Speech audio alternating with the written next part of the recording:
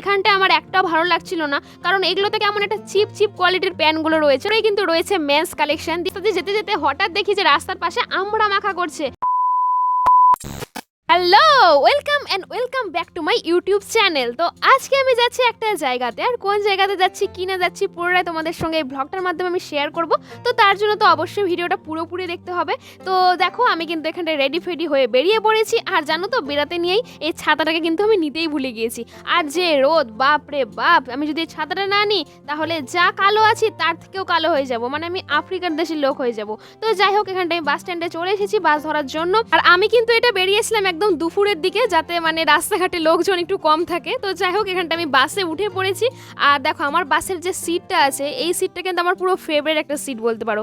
মানে আমার পাশে যাতে কেউ না থাকে, এইরকম সিটে বসতে কিন্তু আমার দারুণ মজা লাগে। তোমাদের কার কার আমার মতো এরকম হয় আমাকেও কিন্তু একটু কমেন্ট বক্সে জানিও। এরপরে কিন্তু বাস থেকে নেমে আমি সোজা চলে এসেছি মলে। আর এই মলটাকে তোমরা আমার ডেস্টিনেশনও বলতে পারো। তো আজকে আমি মলে এসেছি মূলত আমার বাবার ভাইয়ের জন্য কিছু কেনাকাটি করতে।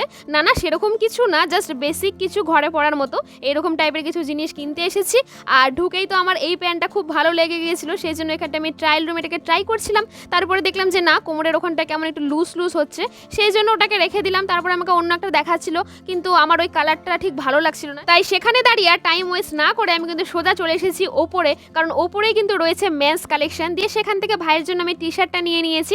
আর এই টি শার্টটা আমার ভালো লাগার কারণ হচ্ছে এটার কালারটা আমার ভীষণ ভালো লেগেছিল। তো যাই হোক, টি শার্টটা নেওয়ার পরে আমি কিন্তু একটু এই দিক ওই দিক ঘুরে দেখছিলাম। আর মূলত আমি দেখছিলাম হচ্ছে বাচ্চাদের খেলনাগুলো, কারণ ওই খেলনাগুলো দেখতে আমার খুবই ভালো লাগে। তো তারপরে আমি দেখলাম হঠাৎ করে এই ডিনার সেটটা। তো এই ডিনার সেটের না মানে সবই ঠিক আছে, এই দামটা নিয়ে আমার প্রবলেম। মানে দেখো, 1399 টাকা দাম।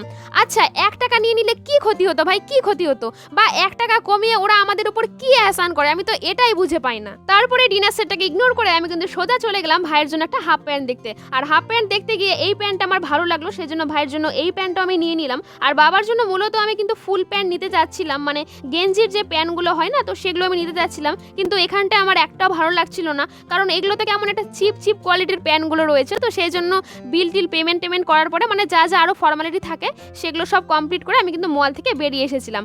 আর একটা কথা, এই যে ক্যারিটার দাম, এই ক্যারিটার দাম নাকি 5 টাকা, মানে ভাবা যায়। মানে দেখো, আগে কিন্তু এই ব্যাগগুলো ফ্রিতেই দিত, আর এখন এই ব্যাগগুলো দিচ্ছে জন্য চার্জ করছে। মানে যেই দিকে তাকাচ্ছি সেই দিকেই লোকে আমাদেরকে লুটে চলেছে। তো যাই হোক, শপিং মলে যেহেতু আমি ফুল প্যান্ট পাইনি, সেই জন্য এখানটা আমি চলে এসেছি অন্য একটা দোকানে। আর দোকানে এসে এই প্যান্টটা ভালো লাগলো জন্য এই প্যান্টটা নিয়ে নিলাম আমি বাবার জন্য। তারপরে রাস্তা দিয়ে যেতে যেতে হঠাৎ দেখি যে রাস্তার পাশে আমড়া মাখা করছে, মানে বিলেতি আমড়া মাখা করছে। তারপরে কাকুটাকে বললাম যে কাকু, আমাকে একটু বেশ ভালো করে মাখিয়ে দাও তো। দিয়ে কাকুটা কিন্তু বেশ ভালো করে মাখিয়েছিল।